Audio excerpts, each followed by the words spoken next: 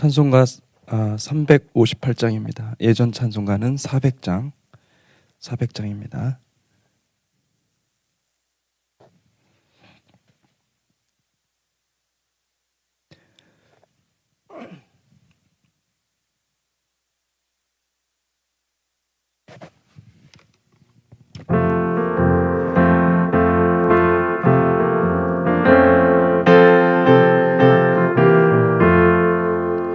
주의 진리 위해 십자가 군기 하늘 높이 들고서 주의 군사 되어 용맹스럽게 찬송하며 나가세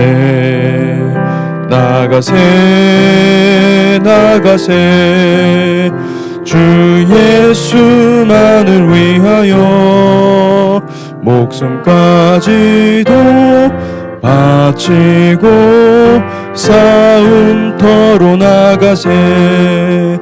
원수들이 비록 강할지라도 주의 군기 붙잡고 주의 진리 위해 용기 다하여 분발하여 싸우세. 나가세 주 예수만을 위하여 목숨까지도 바치고 싸움터로 나가세. 산과 들과 바다 가는 곳마다 주의 군기 날리며 반갑고도 기쁜 승리의 소식 온 세상에 전하세. 나가세 주 예수만을 위하여 목숨까지도 바치고 싸움터로 나가세. 원수들은 이미 예수의 손에 하나 없이 패하고 주의 군기만이 영광스럽게 온 누리에 날리네. 나가세 주 예수만을 위하여 목숨까지도 바치고 싸움터로 나가세. 아멘. 같이 기도하겠습니다. 하나님, 우리가 이 마지막 때를 살 수 있는 놀라운 은혜와 특권, 영광을 하나님 허락하시니 감사합니다. 주님, 우리가 정말 주님의 군대로서 준비되게 하시고 아버지 목숨까지도 바치며 주님을 위해 살아가는 거룩한 백성들 삼아 주시옵소서. 하나님 아버지, 우리가 이 때를 위하여서 정말 준비되는 백성 되게 하시고 하나님의 영광을 바라보는 거룩한 성도로 자라갈 수 있도록, 성장할 수 있도록 축복하여 주시고 아버지, 때가 되어서 우리가 정말 주님의 영광을 높이 올려드릴 수 있는 백성들 될 수 있도록 축복하여 주시옵소서. 예수 그리스도 이름으로 기도했습니다. 아멘. 오늘 말씀은 요한계시록 12장 7절에서 17절 말씀입니다.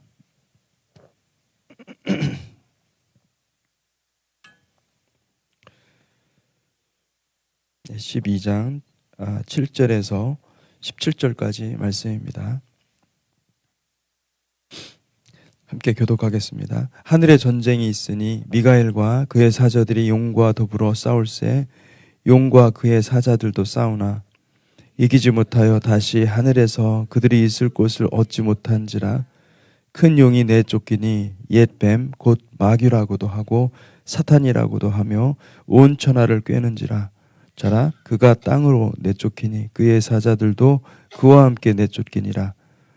내가 또 들으니 하늘에 큰 음성이 있어 이르되 이제 우리 하나님의 구원과 능력과 나라와 또 그의 그리스도의 권세가 나타났으니 우리 형제들을 참소하던 자, 곧 우리 하나님 앞에서 밤낮 참소하던 자가 쫓겨났고, 또 우리 형제들이 어린 양의 피와 자기들이 증언하는 말씀으로써 그를 이겼으니 그들은 죽기까지 자기들의 생명을 아끼지 아니하였도다.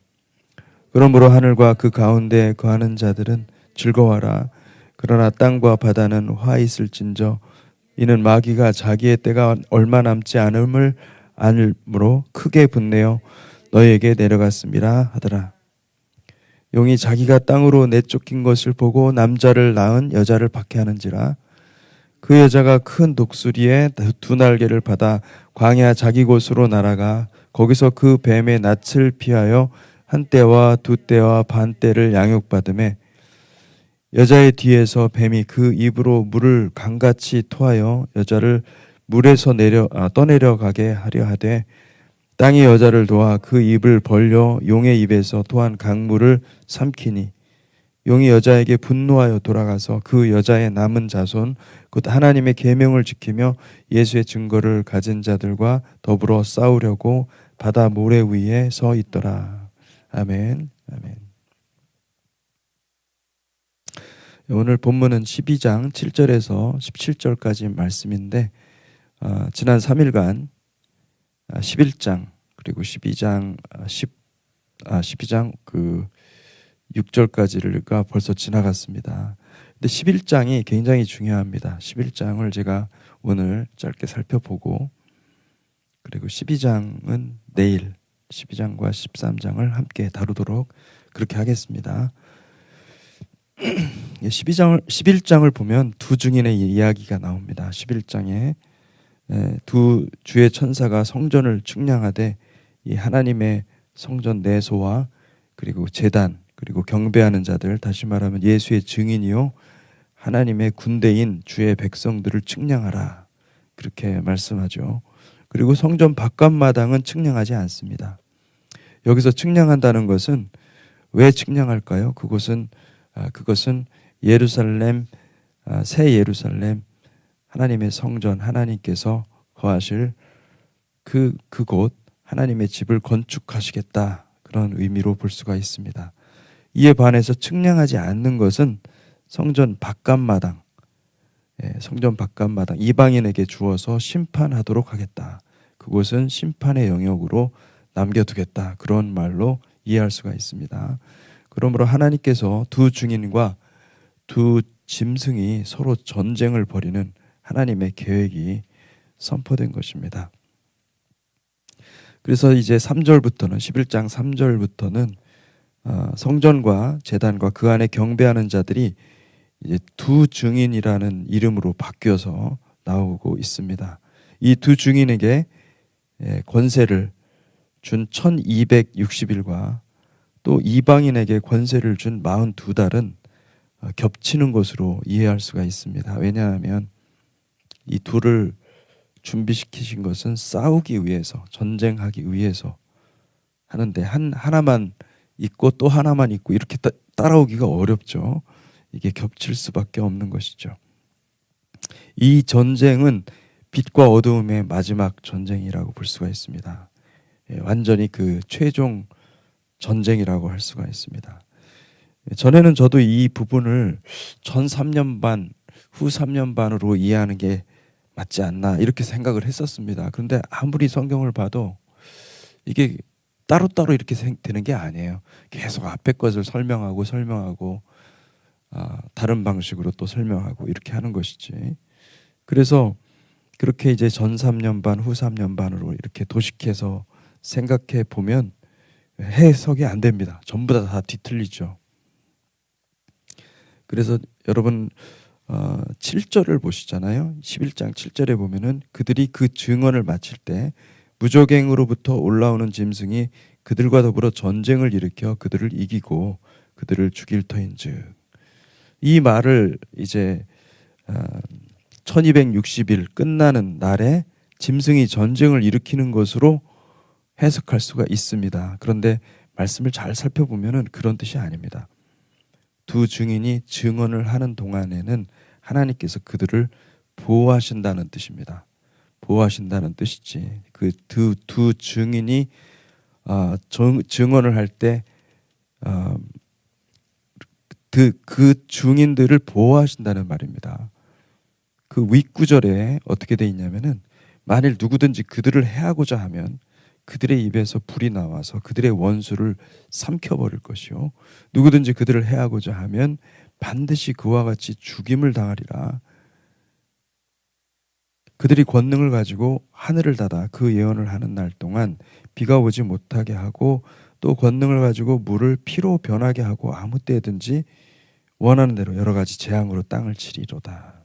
그러니까 이 재앙으로 이 교회가 이 마지막 때 교회가 하나님의 권능을 입어서 전쟁을 하는데 이 재앙을 치는 것입니다. 그 재앙 앞에서 그들이 이 짐승의 세력과 전쟁을 하다가 이제 나중에는 견디다 못해서 이 짐승의 세력이 다 이 두 증인의 세력을 잡아 죽이려고 하는 것이죠. 그래서 하나님은 그들의 사역과 임무를 마칠 때까지 그들을 보존하신다는 뜻입니다.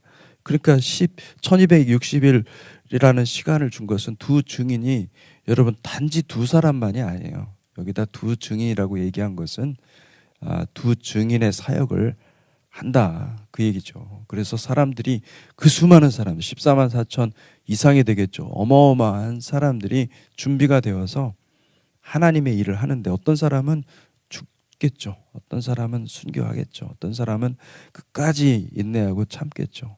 인내하고 마침내 주님 오시는 것을 보게 되겠죠. 또 어떤 사람들은 중간에 1260일이 아니어도 1260일이라는 것은 기간입니다. 하나님께서 정한 기간. 1260일을 못 채운다 하더라도 잡혀가기도 하고 그런 사람들이 있겠죠. 근데 그것을 이 1260일로 표현한 것은 하나님께서 그 날을 보호하신다. 그 날 동안 지키신다라는 것입니다. 그래서 개인마다 일찍 순교하는 사람도 있을 수 있고 나중에 버티다가 순교하는 사람도 있을 수 있고 끝까지 견디고 살아남아서 주님의 오심을 보고 또 휴거되는 사람도 있을 겁니다. 그러니 여러분 이것을 문자적으로만 이렇게 보려고 하면요. 요한계시록은 문자적으로는 논리적으로도 그렇고 이게 모순되는 게 너무 많습니다. 문자적으로 해석할 수가 없어요. 문자적으로 보는 것이 아니라 그 문자가 가지고 있는 그 성경적인 의미를 찾아서 그것을 찾아봐야 되는 것입니다. 여러분 이 두 증인은 이 마지막 때에 우리 교회가 해야 될 사역입니다. 이것은 십자가를 증거하는 것이고 예수 그리스도의 죽으심과 부활하심을 선포하는 것입니다. 여러분 예수 그리스도의 죽으심과 부활하심이 나에게 가장 큰 생명이 되고 그리고 또 그것을 다른 사람들한테 전달하는 증인이 되시기를 주님의 이름으로 축복합니다. 아멘. 이 마지막 때 교회의 사역은 예수 그리스도의 제자들이 걸어갔던 모습입니다. 11 제자들이 이제 가룟 유다를 빼고 11 제자들의 삶을 연구하잖아요. 그러면은 그들 모두 주님을 위해서 십자가를 지고 주님을 따랐습니다. 그래서 순교의 길을 택했습니다. 그러니까 이 지금 이 요한계시록 11장에 나와 있는 이 두 증인의 삶은 무엇을 말하냐면은 정확히 사도행전에 나와 있는 사도 바울의 삶이요. 그 제자로서 걸어갔던 삶의 모습을 그대로 묘사해 준 것입니다. 11장 8절에 보니까 그들의 시체가 큰 성 길에 있으니 그 성은 영적으로 하면 소돔이라고 하고 애굽이라고도 하니 곧 그들의 주께서 십자가에 못 박히신 곳이라. 이게 문자적으로 해석이 됩니까? 문자적으로 해석이 안 되죠. 주님이 십자가에 못 박히신 곳은 골고다예요. 예. 유대 땅입니다. 골고다. 그런데 소돔이라고도 하고 애굽이라고도 한다. 이렇게 말을 하니 이것을 우리가 요한계시록을 해석할 때 그 의미를 따라서 그 상징하는 바를 따라서 해석을 해야 된다는 것입니다. 그래서 백성들과 족속과 방언과 나라 중에서 사람들이 그 시체를 사흘 반 동안 보며 무덤에 장사하지 못하게 하리로다. 이 무슨 말입니까? 예수님 같이 산다는 거예요. 예수님 같이 그대로 살아서 그 예수님의 십자가와 부활을, 십자가 죽음과 부활을 나타낸다. 그들의 삶을 통해서. 이걸 문자적으로 보면은 다 십자가에 다 매달려야 되지 않습니까? 아니에요. 십자가에 매달리는 게 아니에요. 어떤 사람은 죽을 것이고 잡혀가 죽을 것이고 어떤 사람은 살 것입니다. 다 죽는 게 아니에요. 그게 아니라 예수님의 제자들이 예수를 따라갔던 것처럼 그렇게 예수의 삶을 그대로 따라가는 사람들이에요. 그 삶의 모습은 다양할 수가 있어요. 다 십자가에 못 박혀 죽어야 되고 다 목 매달려 다 죽어야 됩니까? 목 잘림을 당해야 됩니까? 아니에요. 그 문자적으로 해석하면 안 됩니다. 사흘 반 동안 보며 무덤에 장사하지 못하게 하리로다. 심각한 고난이 있을 것이다. 이 두 선지자가 땅에 사는 자들을 괴롭게 한 고로 땅에 사는 자들이 그들의 죽음을 즐거워하고 기뻐하여 서로 예물을 보내리라. 왜냐하면 그들이 괴롭게 했다. 왜냐하면 그들이 심판을 선포했거든요. 회개하지 않으면 너희들이 죽는다. 심판을, 베옷을 입고 굵은 베옷을 입고 심판을 선포했기 때문에 그들이 괴로웠던 거예요. 그래서 그들이 이제 드디어 그들이 죽였어요. 그래서 해결했다. 이긴 것처럼 보이는 겁니다.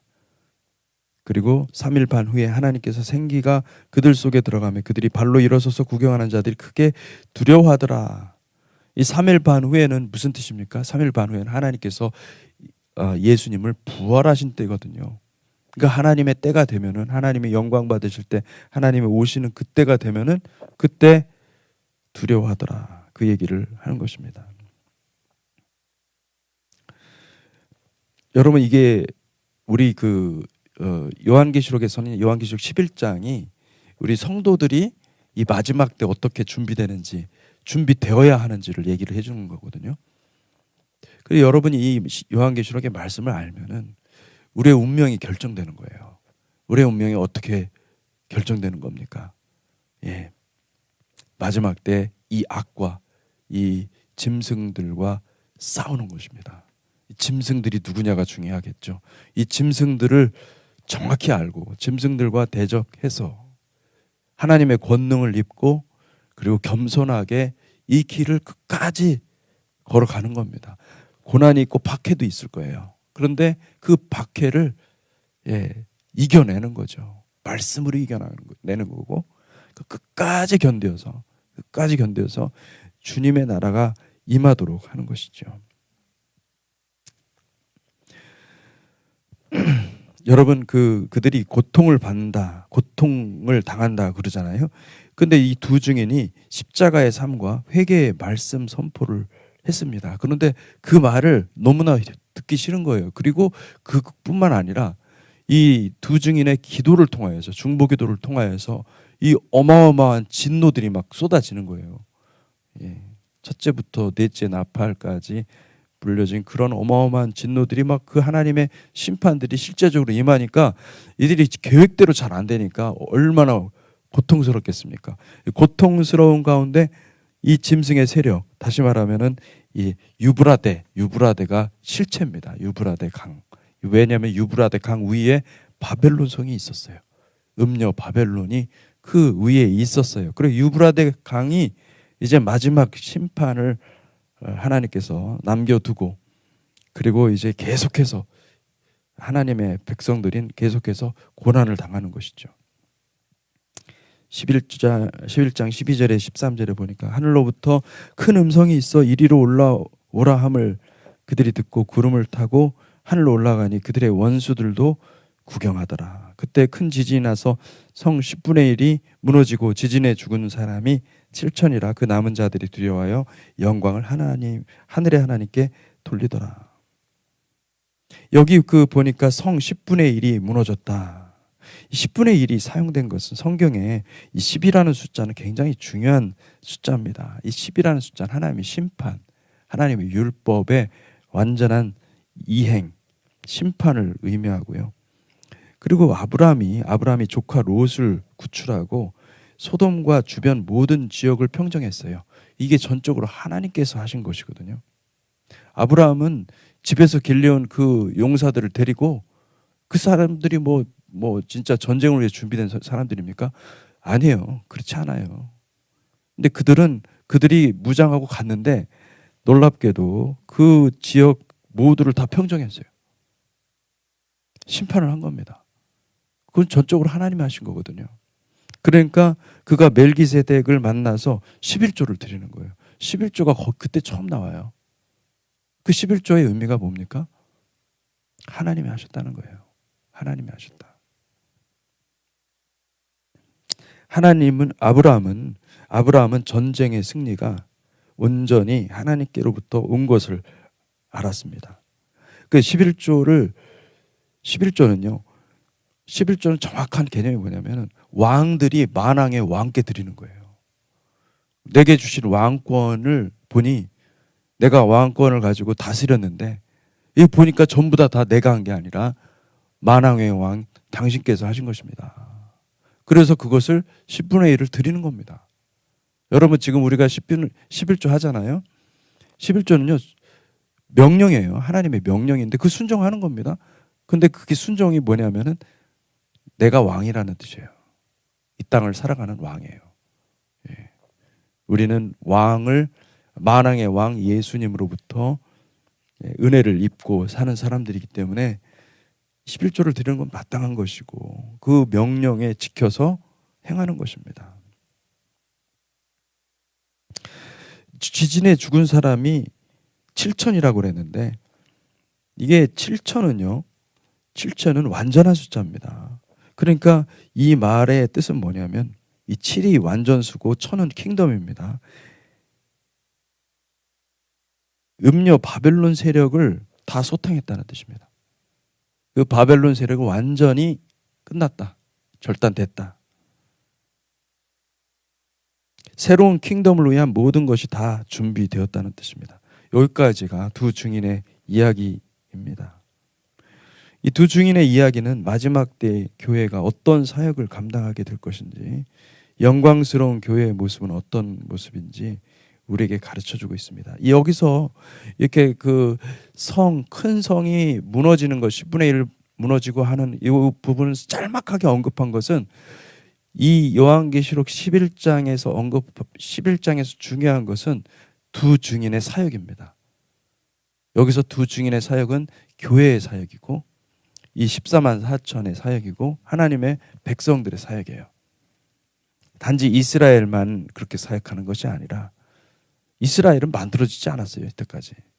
이스라엘이 만들어지는 것은 이 아마겟돈을 통해서 만들어지기 때문에 그때까지 이스라엘을 만들기 위해서 어마어마한 노력을 하겠죠. 교회가.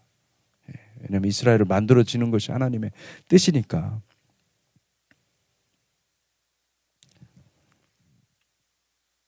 11장 15절에 보면 일곱째 천사가 나팔을 불매 하늘에 큰 음성들이 나서 이르되 세상 나라가 우리 주와 그의 그리스도의 나라가 되어 그가 세세토록 왕노릇 하시리로다 하니, 그러니까 이게 지금 11장 15절에서 일곱째 천사가 나팔을 불었습니다.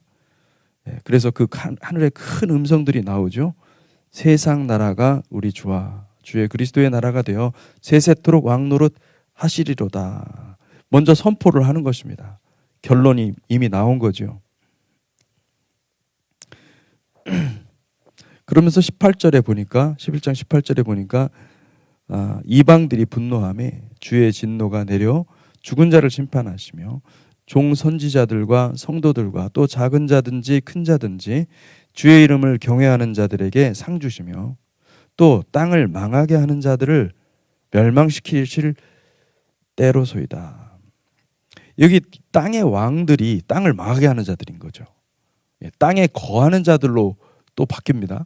이 땅을 망하게 하는 자들을 심판하시고 이제 땅을 회복해 하실 새로운 왕들을 세워서 그들과 함께 주님께서 다스리시겠다. 이게 천년 왕국이라고 얘기하는 킹덤이죠. 이 킹덤이 올 것이다. 이렇게 선포하는 것이죠. 그리고 이제는 마지막 심판을 하는 모습이 나옵니다. 19절에 보니까 이에 하늘에 있는 하나님의 성전이 열리니 성전 안에 하나님의 언약궤가 보이고 또 번개와 음성들과 우레와 지진과 큰 우박이 있더라. 이제 하나님께서 이 성전이 열려서 성전 안에 언약궤가 보인다는 것은 성전의 휘장이 열렸다는 것입니다. 이 성전의 휘장은 본래 그룹 천사들이 수놓아져 있고, 성전의 휘장은 죽음을 의미합니다. 죽음 없이는 우리가 낙원에 들어갈 수가 없어요. 낙원에서, 그러니까 에덴에서 간 에덴 동산에서, 에덴 동산에서 우리가 쫓겨날 때, 아담이 쫓겨날 때, 그때 하나님께서 거기에 그룹 천사들을 두시고 또 두루 도는 불칼을 두어서 누구든지 못 들어오도록 한 겁니다. 그러니까 들어오는 자는 죽게끔 만든 거죠. 예. 그래서 19절을 읽으면서 우리는 성도들의 휴거가 일어나겠구나, 이걸 알 수가 있죠. 고린도전서 15장 51절에서 53절, 보라 내가 너희에게 비밀을 말하노니 너희가 다 잠잘 것이 아니요 마지막 나팔에 순식간에 홀연히 다 변화되리니 나팔 소리가 남에 죽은 자들이 썩지 아니할 것으로 다시 살아나고 우리도 변화되리라. 이 썩을 것이 반드시 다 썩지 아니할 것을 입겠고 이 죽을 것이 죽지 아니함을 입으리로다. 이 마지막 나팔에 우리는 그 나팔이 언제 불려지는지 알 수가 없는 거죠. 나팔도 천사가 불어야 되는 거지, 그 나팔을 여러분 우리가 어느 때에 오신다 그거 알겠습니까? 모르는 거죠. 모르지만은 나팔이 불려지면은 순식간에 홀연히 다 변화된다고 그랬는데, 여기 중요한 것은 많은 사람들이 이 놓치는 표현이 뭐냐면요, 우리가 다 잠잘 것이 아니에요. 어떤 사람은 잠잔다는 것입니다. 어떤 사람은 휴거가 안 된다는 것입니다. 내가 예수를 믿었는데도, 교회를 열심히 다녔는데도, 그리고 내가 신실하게 신앙생활을 했다고 하는데도 어떤 사람은 잠잔다는 거예요. 휴거되는 사람은 일부라는 겁니다. 그거를 많이 놓칩니다, 사람들이.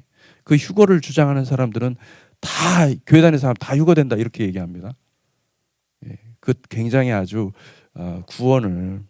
이 구원을 거룩한 구원, 하나님이 하시는 그 구원을 너무 인간적으로 만들어 버리는 겁니다. 그렇지 않습니다. 다 잠자는 것이 아니다. 이 얘기는 뭐냐면은 일부만 하나님께서 휴거하신다, 그런 얘기입니다. 그 얘기 뭐냐면은 자아가 처리된 사람들을 하나님이, 자아가 처리되고 십자가의 삶을 살아간 사람들, 그걸 삶으로 증명한 사람들이 휴거가 되는 것입니다. 여러분 그걸 잘 생각을 하셔서, 성경을 아무리 봐도요, 제가 성경을 정말 이거 가지고 오랫동안 봤어요. 답을 구하려고. 정말 명확하게 말씀해 주셨으면 좋겠는데, 주님은 명확하게 막 이렇게 이렇다라고 얘기는 안 하시지만은 곳곳에 경고를 하시고 곳곳에 말씀하시는 거예요. 여러분, 우리가 가장 좋은 것은, 가장 안전한 것은요, 그날 휴거 안 되는 것은 괜히 불안한 겁니다. 가장 안전한 것은 순교입니다. 요한계시록에서 말하는 것은요, 가장 안전한 것이 순교라는 거예요. 왜? 순교는 따놓은 당상인 거예요. 그러니까 사람들이 순교를 위해서 기도하지 않겠어요? 때가 왔을 때, 그날의 휴거가 될지 안 될지, 다 휴거가 된다고 기다리고 막 이러고 흰옷 입고 안 됩니다. 진짜로 안 됩니다. 그날에 휴거되는 사람들은 그다지 많지 않을 것입니다.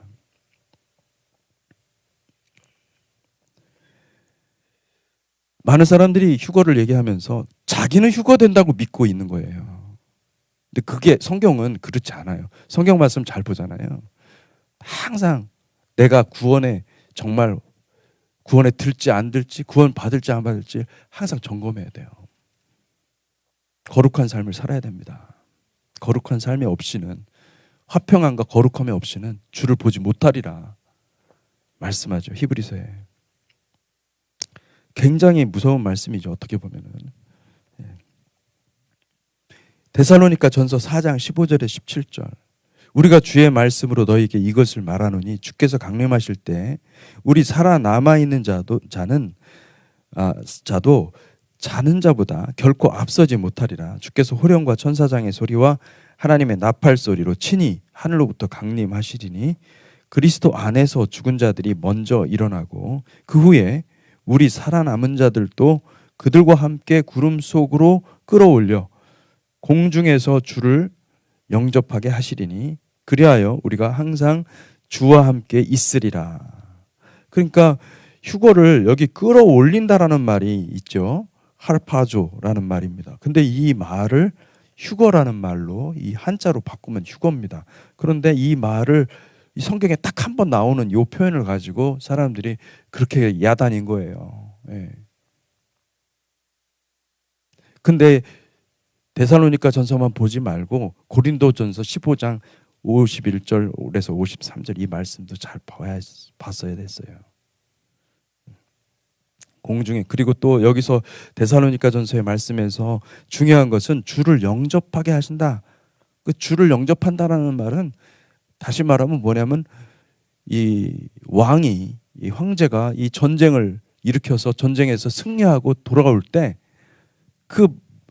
이제 그 신하들 있잖아요. 신하들이 다 앞으로 나가가지고 개선문 앞으로 데려가 쭉 행렬 영접하는 거예요.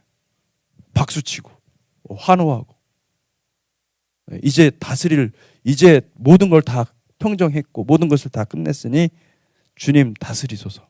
이거 하는 겁니다. 이 영접하게 하시리니 그리하여 우리가 주와 항상 함께 있으리라. 공중에서 주를 영접한다라는 말은 여러분 다시 말하면은 이 킹덤이 우리가 하늘 위에 떠 있는 거예요. 그러니까 산꼭대기에 킹덤이 있는 거죠. 어마어마한 킹덤이에요. 그거는 이 세상 사람들은 보지 못하는 거예요. 보이지 않아요. 킹덤에 들어가는 사람들만 보이는 킹덤이 생길 겁니다.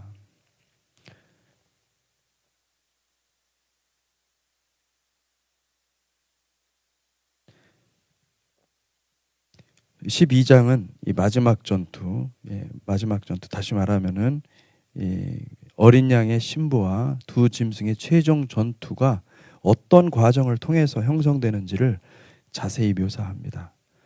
두 가지 그 사인이 오죠. 이적으로 시작되고 이 부분은 내일 함께 제가 다루도록 하겠습니다. 기도하겠습니다. 하나님 아버지, 주님이 오시는 것을 믿습니다. 주님께서 이 땅에 오시고 임하시고 그리고 우리가 성숙한 아름다운 교회, 정말 하나님의 영광이 충만한 교회로 준비가 되어서 정말 하나님 예수 그리스도 그 눈빛을 바라보는 비둘기처럼 바라보는 순전한 신부가 되어서 하나님의 능력으로 하나님의 능력을 공급받고 하나님의 은혜와 하나님의 사랑으로 준비되어서 아버지 교회가 아름답게 일어날 줄로 믿습니다. 하나님, 우리의 모습을 돌아보게 하시고 우리가 얼마나 게을러 있는지, 하나님 우리가 얼마나 나태한지를 보게 하시고 우리가 열심을 낼 수 있도록 도와주시고 라오디게아 교회처럼 아버지 하나님의 책망을 받는 것이 아니라 우리 빌라델비아 교회처럼 아버지 작은 능력이지만은 하나님께 신실함으로 나아가서 그 열린 문을 붙잡고 승리하는 거룩한 백성 되게 하여 주시옵소서. 아버지 하나님, 그렇게 간절히 기도하며 준비하며 나아가는 거룩한 백성 삼아 주실 것을 믿습니다. 예수 그리스도 이름으로 기도했습니다. 아멘.